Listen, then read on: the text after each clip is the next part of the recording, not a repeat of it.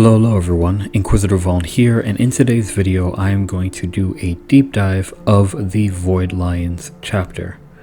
The Void Lions chapter, also known as the Leonesine Ancestry and the Great Pride, are a Space Marine chapter that was created as part of the 23rd Sentinel founding using gene seed created on Inculaba during the notorious Cursed founding.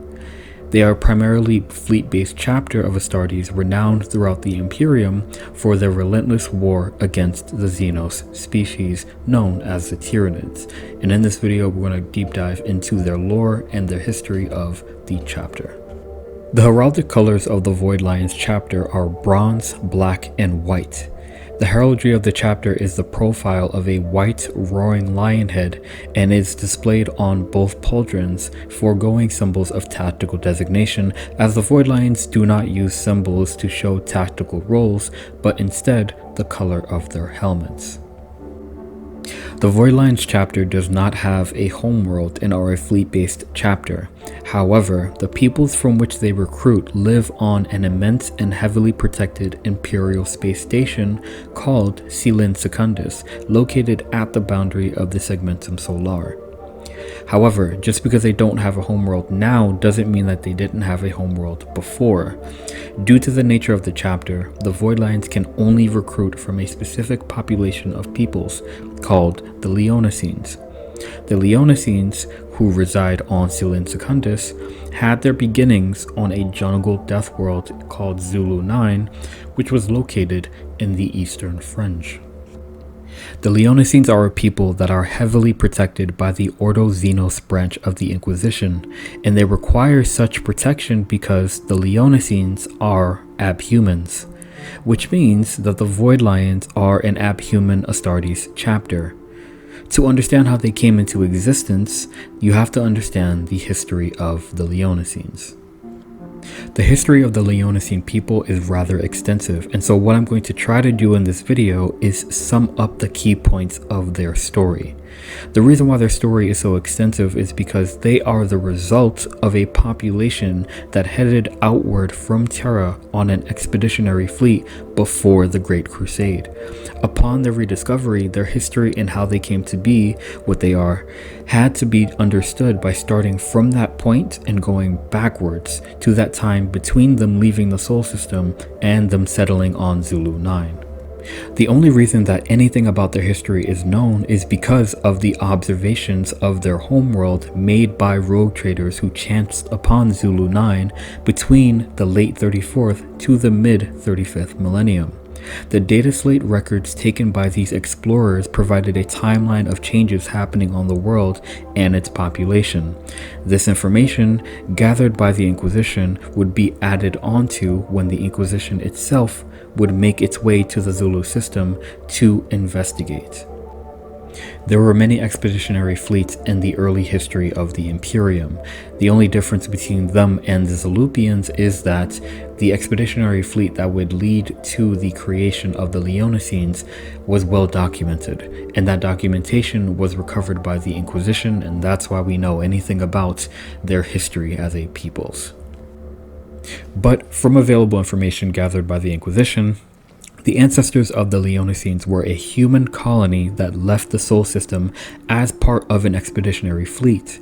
This fleet made it all the way to the area of space that would later be known as the Eastern Fringes, before settling in a system designated the Zulu system. There were two habitable worlds revolving around the system's unstable star, Zulu 9 and Zulu 10. The human populations of the expeditionary fleets settled on both worlds, breaking down their ships to be used as the foundations for civilization on the worlds.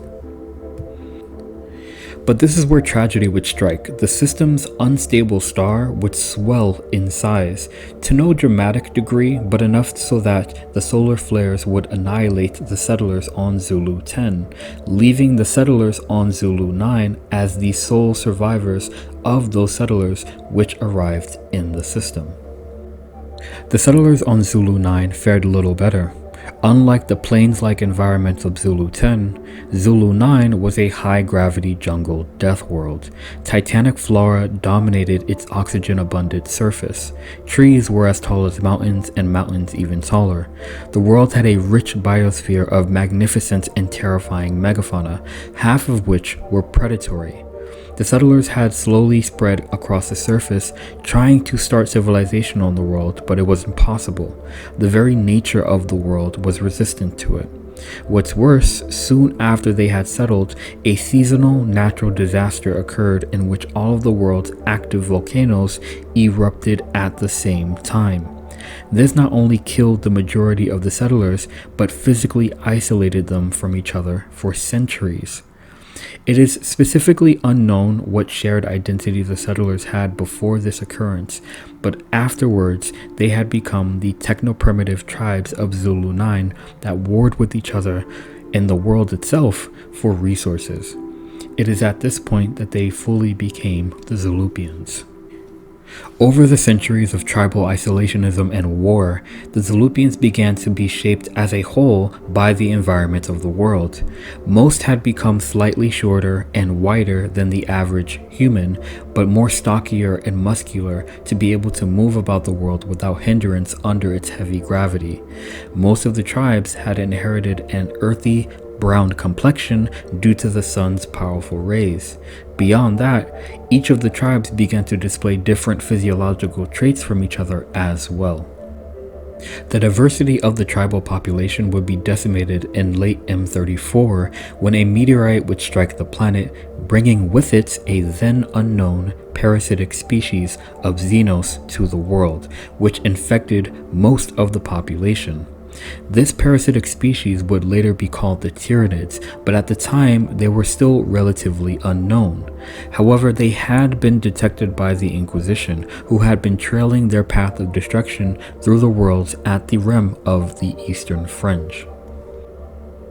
All of the tribes on the world were infected by this Xenos species and became a very primitive version of gene stealer cults on the jungle world, all tribes except for one. In the early records of the rogue traders who had visited the world, the tribe was referred to as the tribe of the White Lion because they were a totemic people who venerated one of the planet's creatures, which was called the White Lion by said rogue trader. At the time, the tribe had a large territory at the base of an inactive volcano, which they called Silin. In the last data slates made on Zulu 9, they were referred to as the Zulupian predators, who descended from their mountain abode to hunt the other tribes on the world for sport. Those other tribes descended underground in fear of the Zulupian predators. It was these last data slates and the significant changes to the behavior of the tribes which brought the eye of the Inquisition to Zulu 9, because they had revealed a misunderstanding in the rogue traders' perception of what was actually occurring on the world. What was really happening was the infected population was descending underground and reproducing until they were human passing, and the tribes of the White Lion were trying to prevent that from happening. But this information was gathered by the Inquisition centuries later. By the time the Inquisition made its way to Zulu 9, the tribe of the White Lion had been fighting against the primitive gene stealer cults on the jungle worlds for hundreds of years. The suspicions of the Ordo Xenos were confirmed. The parasitic species had made its way to Zulu 9. Here was the opportunity for the Inquisition to study the species in a contained environment, but also to study how the tribe of the White Lion survived against them. It immediately became clear that the tribe were abhumans, unlike anything seen before in the Imperium. They were a group of humans who were in a transition from one family of humanity to another, namely from Homo sapiens sapiens into Homo sapiens gigantus. They were Proto-Ogren. What's more, some of the specific physiological adaptations to the world had assisted in their survival as well, such as having yellow, light-reflective eyes, an increased sense of smell, and a heightened degree of aggression. Later tests on the population would reveal that the tribe had, during the course of its inhabiting the planet, become a kind of felinid based on the animal that their tribe revered, the white lion. It was only due to the radical leaning of the specific inquisitorial conclave that Zulu 9 was being investigated by that Zulu 9 itself was not bombed from orbit. Instead, the peoples were given their own designation, Homo sapiens Leonesine, or simply the Leonesines, and were determined to be of value to the Imperium. From here, the Leonesines were reincorporated into the Imperium of Man, given new weapons, and trained to the standard of the Astra Militarum. It is from the male youth of the Leonesines that a chapter of Adeptus Astartes was made, officially as part of the Sentinel founding. This chapter would be called the Lion Guards. As it was being created within the black ships above the world, the Leonesines' fighting force, called the Zulupian Planetary Defense Force, began to eradicate the Xenos on the world in a series of campaigns called the Hollow Earth Campaigns, named such because most of the fighting happened underground in the tunnels created by the Xenos. Near the latter years of the campaigns, more than half a century after it had begun, the Lion Guards chapter was complete and assisted with the eradication of the Xenos enemy from the world. Once that was done, the Leonesines claimed the entire Zulu system for themselves, building it into a vast empire and safe haven for those forces which found themselves in the eastern fringes. The Lion Guards chapter and the Leonesine fighting forces stood vigil over the Zulu system for thousands of years after that, under the watchful eye of the Inquisition.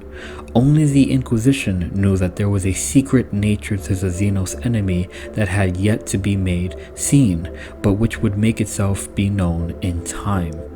This secret knowledge was passed from Inquisitor to Acolyte for generations as the conclave of Inquisitors watched from a distance, waiting, analyzing the population they raised up and the chapter they created, wondering if they could be enough to face the threat to come. When the threat arrived, the Leonesines were unprepared. A massive fleet of bioships, like out of a nightmare, emerged from the eastern fringe. The Lion Guards attacked this biofleet with their own fleet, distracting it from its original course, which was to go deeper into the Imperium, and making it pursue them into the Zulu system. Thus began the War for Zulu. The Zulu solar system had been attacked by a Tyranid hive fleet. The Leonesine forces had only known gene-stealer cults, never the source of the cults, and so they were unfamiliar with how to combat the Xenos they faced. Still, they tried, but they failed, being forced to make a slow retreat back to the system's innermost planet, Zulu 9. The Inquisitorial Order, seeing the true nature of the Xenos enemy and not having the necessary means to combat them, abandoned the system and the Leonesines in it to die. But they didn't die. Not all of them, at least. While most of the chapter fleet did what they could to fight the enemy, the chapter master of the Lion Guard had arranged for as many of his people to be put upon ships and for those ships to leave the system. As the last ship retreated from the system, it unleashed a fusillade of broadside ordnance, not at the Tyranids, but at the star of the system. The chapter master of the Lion Guard had decided to make his last stand on Zulu 9, alongside the Marines and Guardsmen of the Planetary Defense Force, who also made the same decision. His last words, before the ship's ordnance pierced the sun, were played over Vox on every ship retreating the system. They were death to the Star Plague being what they had called the Tyranids before they were called the Tyranids. The launched ordnance hit the sun, causing it, in its instability, to swell further until it was forced into supernova. Billions of lives were lost in an instant as the star exploded and scoured all of the worlds in the system, but the biofleet was also destroyed as well. The Leonesines had stopped the Xenos, but at a terrible price to themselves. As far as the Inquisition was concerned, the chapter was lost, destroyed in the supernova. Because of the unorthodox practices allowed in the creation of the chapter and the abhuman nature of the Leonesines, the Lion Guard's chapter, the Leonesines, and the Zulu solar system were systematically erased from the records of the Imperium. For a while, it was as if they never existed. The Xenos would eventually make their way into more populated sectors of the Imperium and would be called the Tyranids, one of the biggest threats to the Imperium of man. It was only later discovered that many Leonesines had escaped the system before the forced supernova and continued to fight the Tyranids deep in the eastern fringes. They had changed their color scheme, their heraldry, their chapter name, and were being led by a new chapter master, Marsak Isaiah, but they were still the Leonesine peoples nonetheless. The Lord Inquisitor of the Ordo Xenos Conclave, responsible for the creation of the chapter, met with the chapter master of the newly named Void Lions. It is unknown what specifically was said between the two leaders, but the meeting ended with a strong alliance between the two organizations, as the Void Lions were slowly reincorporated into the Imperium of Man once again. Now, that was a mouthful, but basically the Leonesines were an abhuman peoples who had been fighting the Tyranids before the Imperium knew about them, who had a chapter of Space Marines made from them, who lost their home system but continued to fight the Tyranids in the Eastern Fringe until they were encountered and reincorporated into the Imperium of Man again.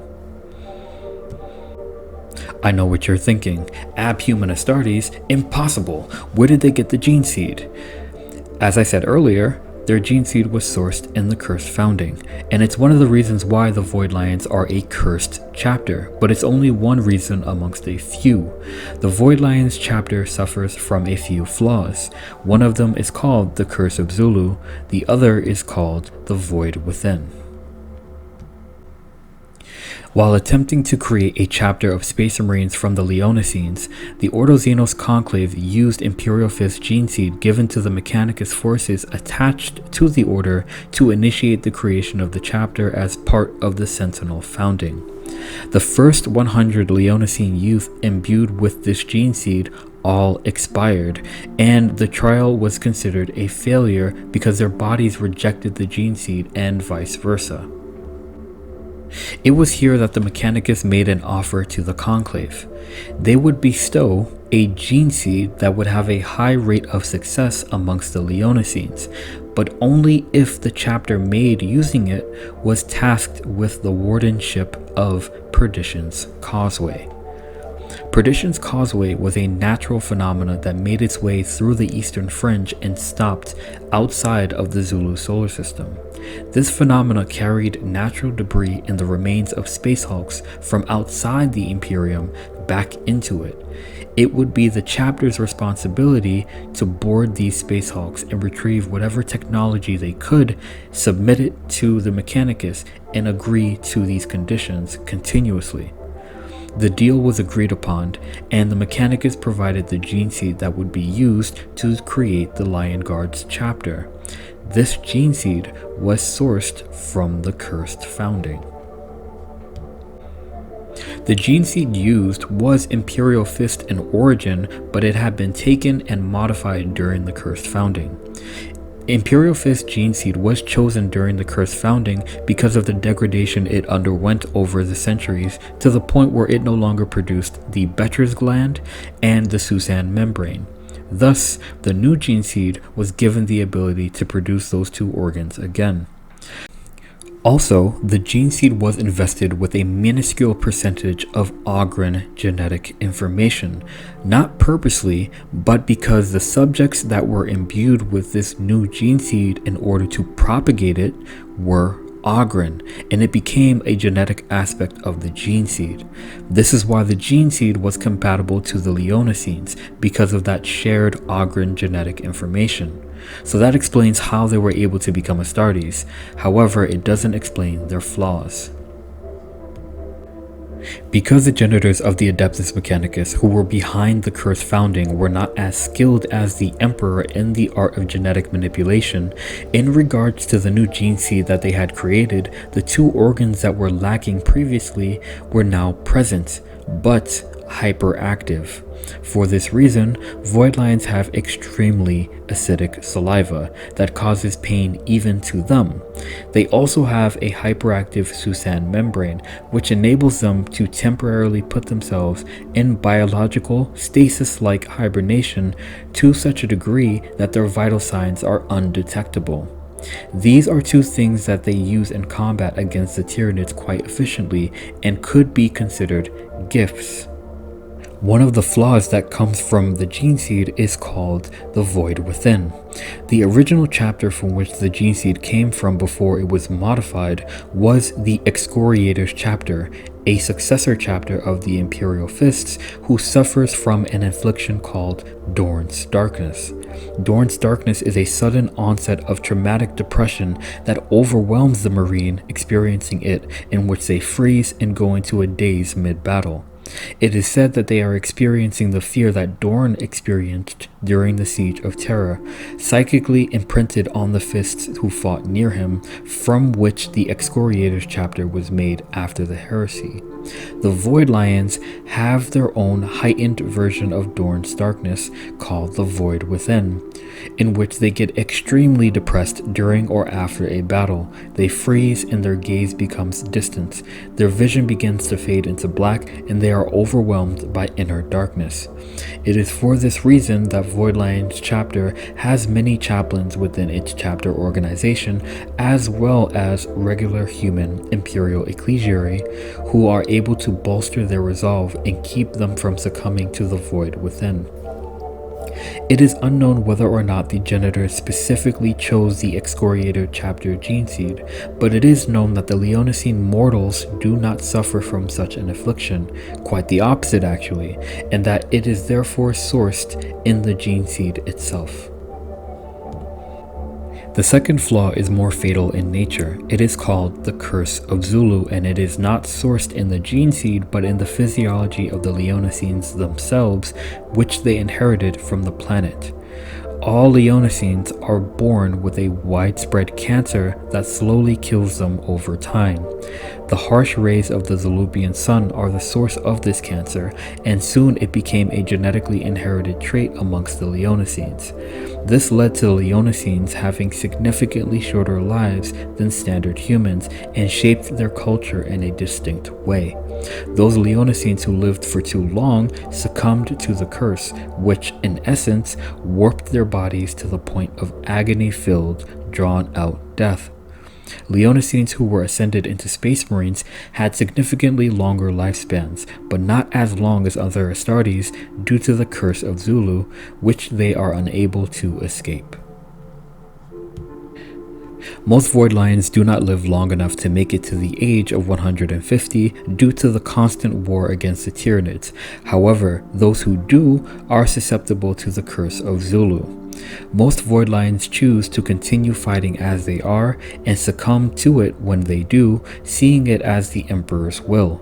However, the Primaris Marines were revealed before the Void Lions were reincorporated into the Imperium, and it was a condition as part of their reincorporation that they incorporate Primaris into their number. Unable to do so in any other way besides the Rubicon procedure, veteran Void Lions who choose to become Primaris Marines are granted a longer lifespan through the procedure, but they are all but exiled from the chapter and regarded as cowards by their battle brothers, regulated into a small detachment of Primaris Marines called the Sweeping Shields, which operate semi-independently of the chapter. What's worse, though they live on average 100 years longer than their firstborn battle brothers, they too cannot escape the Curse of Zulu and die suddenly, unpredictably in the years that follow. The Void Within and the Curse of Zulu are the two greatest flaws of the Void Lions chapter, to which there are no cures. The only solace that can be found from their effects is found in faith. The Void Lions are a zealous chapter, and faith is something that has always been an aspect of Leonesine culture, but it was changed in certain instances by the Imperial Ecclesiary upon their rediscovery. The Zulupians were a polytheistic group of tribes. They believed in the existence of many gods, but only worshipped one, whom they called Uthanek, or the half-living. The half-living was the god of humanity and death to the Zulupians. The half-living fought against the gods of life in the afterworlds. The gods of life, who formed the rest of the Zulupian pantheon, were the enemies of humanity and sought to steal their souls away through fear of death. Death was the means through which Zulupians believed they would be reunited with their deceased, and in which they would empower the half-living in his fight against the gods of life. Simple death was not enough. The Zulupians believed they had to prove that their souls were worthy of being united with the half-living, and the way they proved this was through war. Uthanek was equally the god of death and war, because it was through war that the souls of his people would prove their worthiness to him and be delivered to him. These beliefs, possibly sourced from their settler ancestors, made the Zulupians a complete war culture. These beliefs alone were the source of most of the conflicts between the tribes on Zulu 9 before they were rediscovered, because each tribe believed themselves to be humanity and all others to be the servants of the gods of life.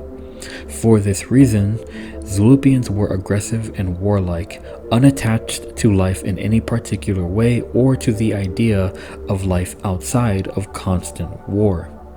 The harsh and Jurassic environment of the Death World supplemented these beliefs as well. But there was also a practical reason toward the enthusiasm toward death, and it was that Zulupians naturally lived shorter lives due to the widespread cancer that they inherited from their system's star. Those who lived too long were warped painfully and would be unable to fight in their last moments. To the Zulupians, this meant their souls went to the gods of life instead, damning them to servitude and agony after death. These beliefs were the core of the Zulupian cosmology and culture. When the Star Plague made its way to Zulu 9 and infected the tribes of the planet, the creatures they were transformed into confirmed these beliefs to the tribe who were yet to be affected. One by one, the tribes fell to the primitive Gene Stealer cult until only one tribe, the tribe of the White Lion, remained.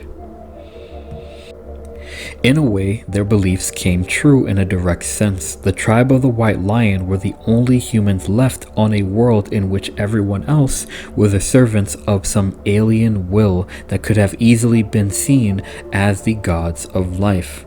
To the Leonesines, it was their duty to make war on these other tribes, and this time they saw the price of not doing so in their enemies, and so of course they expounded upon these beliefs and it became more aggressive to them. When the Imperium arrived to Zulu, these beliefs were the real boundary as to whether or not the Leonesines could be incorporated into the Imperium again. But instead of outright replacing the belief system with that of the Imperial cult, the ecclesial elements that accompanied the Ordo Xenos exploited the similarities between the Imperial cult and the Zulupian belief system. The result was the cult Leonesine. In it, Uthanek was the emperor. The gods of life were the gods of chaos. Mankind as a whole was humanity, and it was Xenos like the ones that infested their planet who were the servants of the gods of life. These were correspondences that the Leonesine primitive mind could understand and readily accept. Just like that, the Leonesine embraced the Imperial cult, and it was through that they were able to be reincorporated into the Imperium of Man while keeping the elements of the original belief system, which kept their aggression toward their enemy, their faith in the Emperor, and their fearlessness in war intact. When the idea to create a Space Marine chapter actualized and the powerful effects of the void within began to show, the ecclesiarchy added a set of beliefs that would explain its existence, which built off of the people's original beliefs.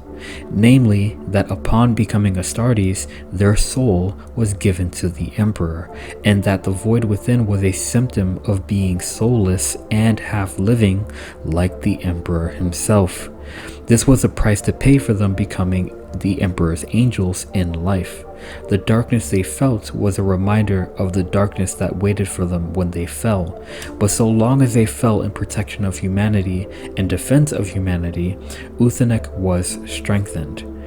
These beliefs became part of the mysteries of the chapter cult version of the cult Leonesine. As a result, all Leonesines adhere to the cult Leonesine with intense and enthusiastic zealotry, which pushes them to be fearless and defiant warriors in the face of insurmountable odds. For the Void Lions, the cult Leonesine gives their existence meaning. They believe that they exist solely to fight the servants of the gods of life, who to them are Xenos. But they also believe that their purpose is to deliver as many souls to the Emperor as possible.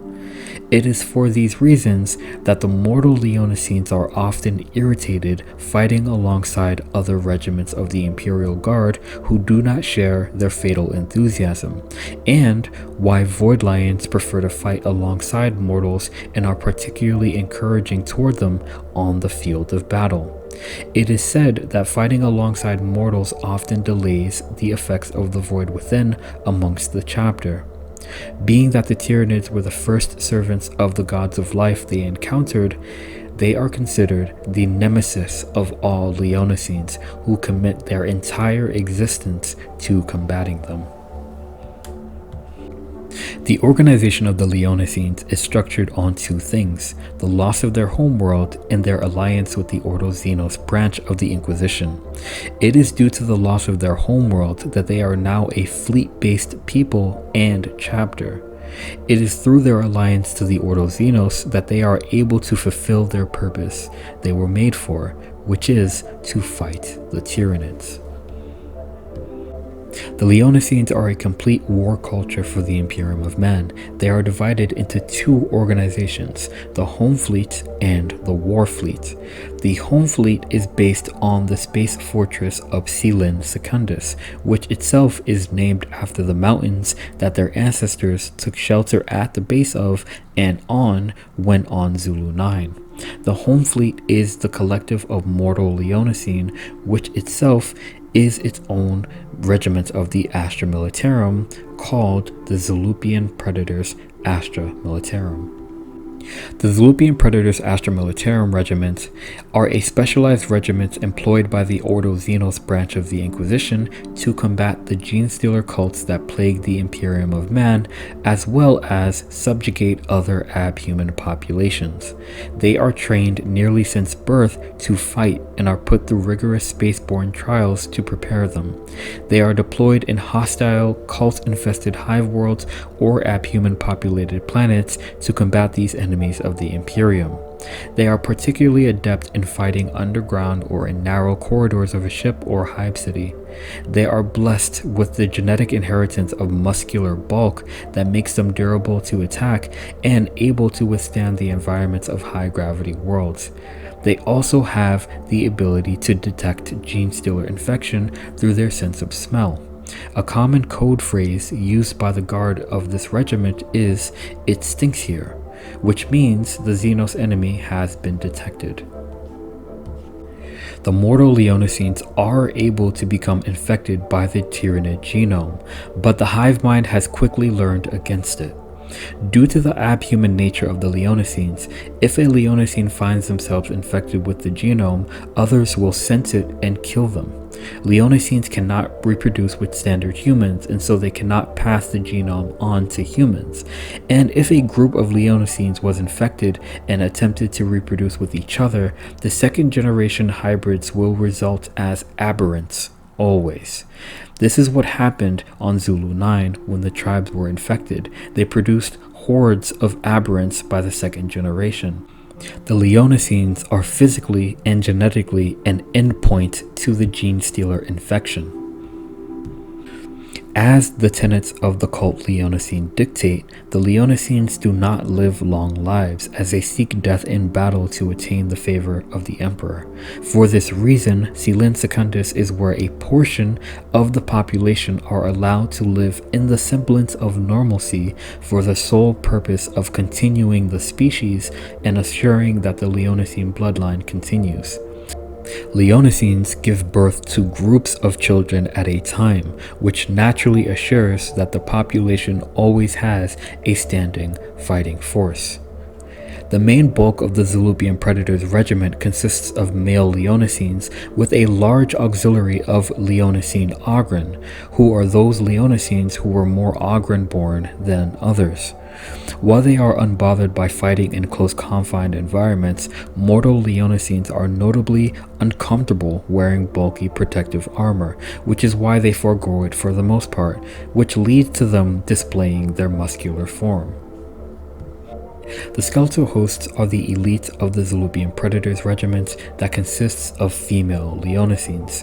They are the equivalent of the Tempestus Scions. While the regiment as a whole may be deployed onto a zone of war for a massive assault, the skeletal hosts often accompany Inquisitors of the Ordo Xenos as protectors and elite kill teams. The war fleet of the Leonesines is called the Great Pride and is the Void Lions chapter. Male youth are recruited from the home fleet and selected to be inducted into the chapter. If they survive the Space Hulk-based trial of initiation, they are placed into one of the 3 tribes of the Void Lions. The Void Lions chapter is divided into 3 companies or tribes, each with their own fleet and territory of space which they regard as their hunting grounds, within which they hunt the Tyranids. Each tribe is led by a maned king, which is the term they use for their chapter master. The Void Lions have 3 chapter masters and have since the death of Marsek Isaiah. Each tribe has their own specialty, their own color markings, and their own variation of bronze color to their armor, which makes the tribes similar enough to make them acknowledged as one chapter, but are different enough to make them seem like they are separate chapters altogether. The Void Lions specialize in void warfare against the Tyranid biofleets that creep into the Imperium at almost all sides.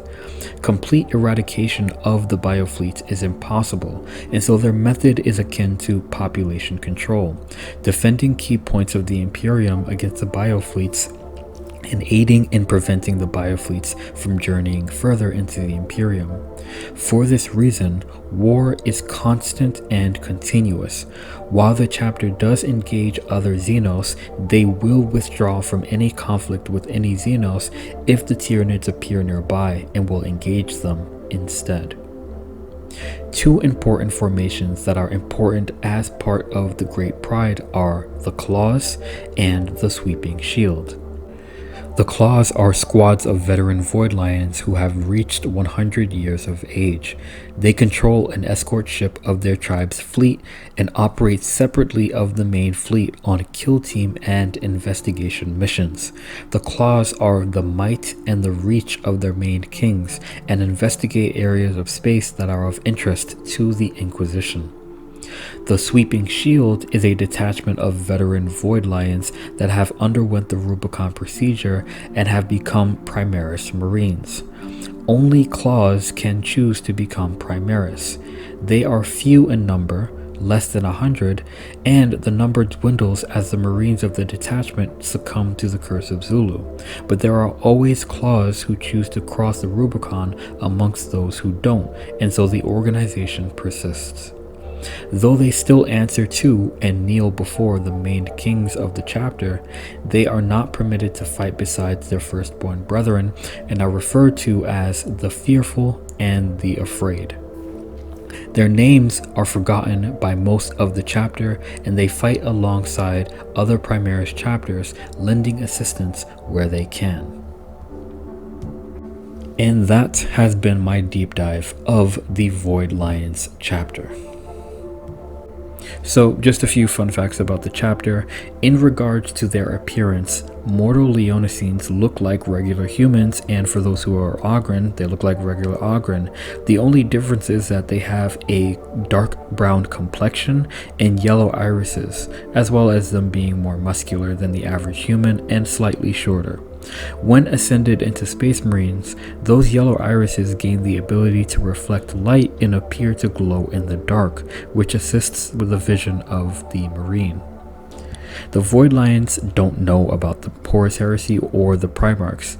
They simply did not need to be taught the greater history of the Imperium in order to be loyal to it. For this reason, the Void Lions regard Rabute Guilliman simply as a particularly large Astartes, and they do not regard him as what he really is. Last but not least, the Void Lions and the Leonesines as a whole still speak Zulupian, the Zulupian language, and so they speak Imperial High Gothic, Low Gothic, and Zulupian.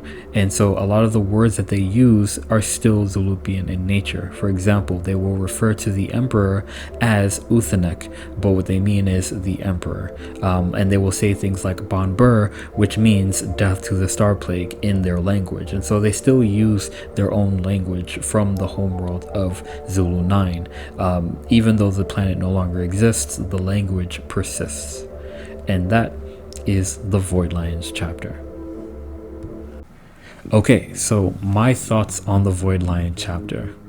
I think it's pretty obvious that I created this chapter. I tried to make this video as if it was like a regular deep dive, or me doing a regular deep dive on another chapter, but I made the Void Lions chapter. They are a passion project of mine that I've been working on for years now, and every year I add something new to their lore and everything like that. I have a full army of Void Lions, and I commission artists to do the artwork. So all the art that you saw in this video that were of Void Lions or Leonesines was commissioned artwork by a variety of artists from the community. And yeah, the Void Lions are my homebrew chapter. They are my passion project, and they are basically the combination of everything I like about Warhammer 40k with my favorite Space Marine chapters. So my favorite Space Marine chapters are the Space Wolves, the Black Templars, and the Imperial Fists. So I combined all of those into one, and they were actually inspired by the Celestial Lions, which is a canon chapter of Imperial Fist lineage. I used to play the Celestial Lions, but I just did not like the direction that their story was going in, and so I was like, okay, cool, I'll make my own lion themed chapter that can have a better storyline. I'm also a fan of the Inquisition, I mean, obviously, and so I wanted to make a chapter that had a relatively positive encounter with the Inquisition rather than the negative encounter with the Inquisition that the Celestial Lions have. It was kind of like me trying to prove to myself that I could create a better story for the theme of the chapter, and that created the Void Lions chapter. Now I still do love the Celestial Lions, but I love my Void Lions even more. Anything else I want to say about that? So the history of the chapter is so extensive and so complex because I love anthropology and sociology, and I don't want to add too much realism to the Warhammer 40k universe, but at the same time I do want to demonstrate an aspect of the Imperium that we don't hear about, and it's how cultures and groups of people are reincorporated back into the Imperium and the ways that could happen, you know. And in the Void Lions story, I basically use the example of manipulating their beliefs to bring them back into the Imperium and to like make these corresponding beliefs with their beliefs and the Imperial cult, and basically lying to them, basically tricking them into believing certain things. So many aspects of the Void Lion belief system are just not true, but because of the conditions in which they were on Zulu 9, they don't really know that, right? And so there's a degree of ignorance about the Void Lions chapter that makes them so faithful, makes them so zealot and makes them so willing to give their lives for the Imperium because of their original beliefs being corresponded to the Imperial cult in that way.